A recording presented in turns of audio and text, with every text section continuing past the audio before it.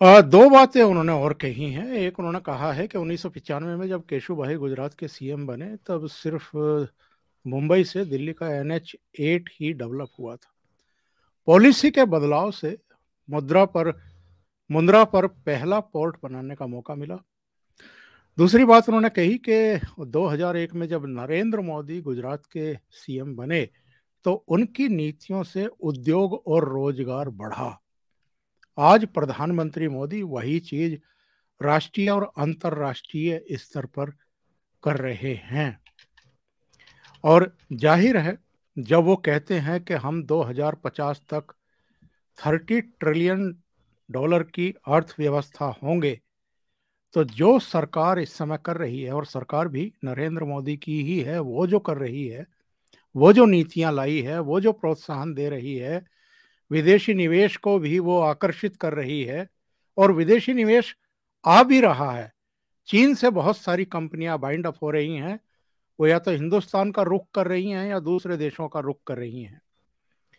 तो ये जो नरेंद्र मोदी इस समय बतौर प्रधानमंत्री फैसले ले रहे हैं, और हमारी जो जीडीपी है वो लगातार आगे की तरफ जा रही है, कहीं इससे भी परेशानी है लोगों को। क्योंकि विजय जी, मैं ये बात इसलिए कह रहा हूं कि पूंजी निवेशकों के लिए एक वातावरण आपको बनाना होता है। सुगमता, वन विंडो वाला सिस्टम आपको डेवलप करना पड़ता है, वो किया है इस सरकार ने।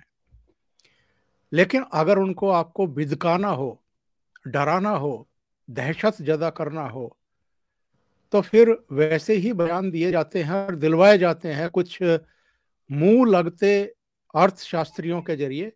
जैसे कोविड 1 के समय, कोविड 1 और कोविड 2 के बीच में कुछ इंटरव्यूज राहुल गांधी ने बैठ करके कुछ इकोनॉमिस्ट के लिए थे, और एक अजीबोगरीब वातावरण बनाने की कोशिश की थी।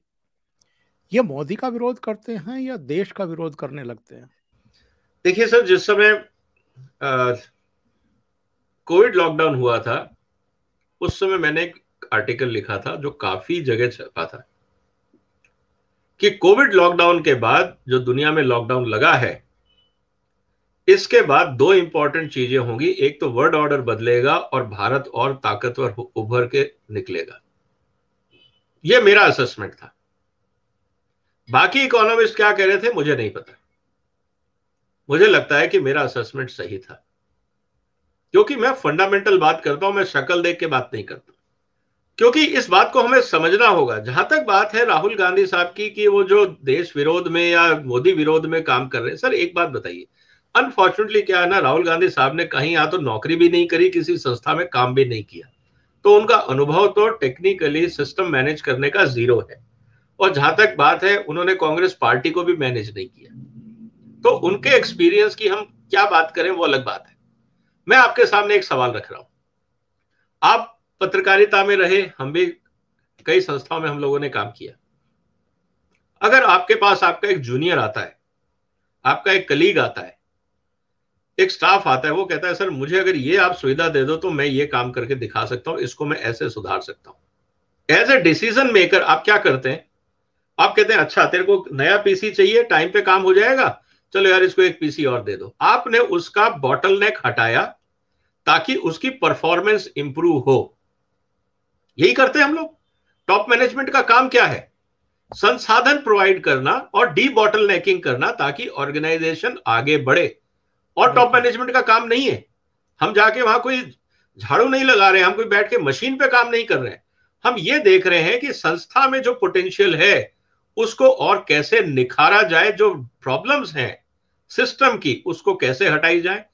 ऑर्गेनाइजेशन में भी कोई पुराने कानून होते हैं कि सर ये ट्रेवल बिल में प्रॉब्लम आती है, ये अप्रूवल की समस्या, हम कहते हैं चलो हटाओ यार इसको, ये अननेसेसरी टाइम वेस्ट करता है, इस कानून को हटाओ, सिस्टम बदल लो, तो आप ईमेल से भेज दो चलेगा, कोई जरूरत नहीं है कागज ले लेके घूमने की।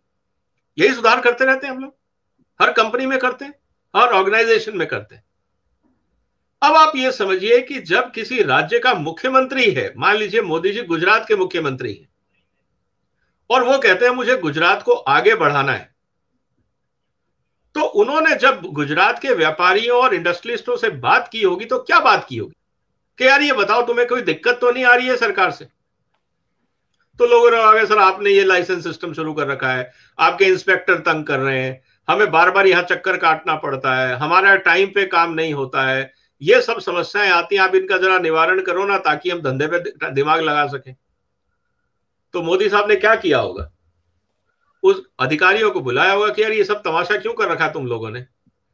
तो अधिकारियों ने कहा होगा साहब पहले से चला आ रहा, या कोई जस्टिफिकेशन दिया होगा। तो जो बगैर सिर पैर के कानून है, हटाओ इनको। जो चीजें पहले से चली आ रही हैं उनमें सुधार करिए, ये दिक्कत नहीं होनी चाहिए व्यापारी को, वो मेहनत कर रहा है देश का। अगर इन्वेस्टमेंट राज्य में आ रहा है, उससे एम्प्लॉयमेंट बन रहा है, एक्सचेकर में पैसा आ रहा है, तो ये तमाशे फालतू से कानून लगा के क्या कर रहे हो आप लोग, किसका भला कर रहे हो। हटाओ इन सबको। इंस्पेक्टर सर आके तंग करते हैं, खत्म करो इंस्पेक्टर राज। चीफ मिनिस्टर यही तो करेगा। उसका खामियाजा क्या हुआ भैया, उसका फायदा क्या हुआ, हिंदुस्तान ने गुजरात मॉडल देखा।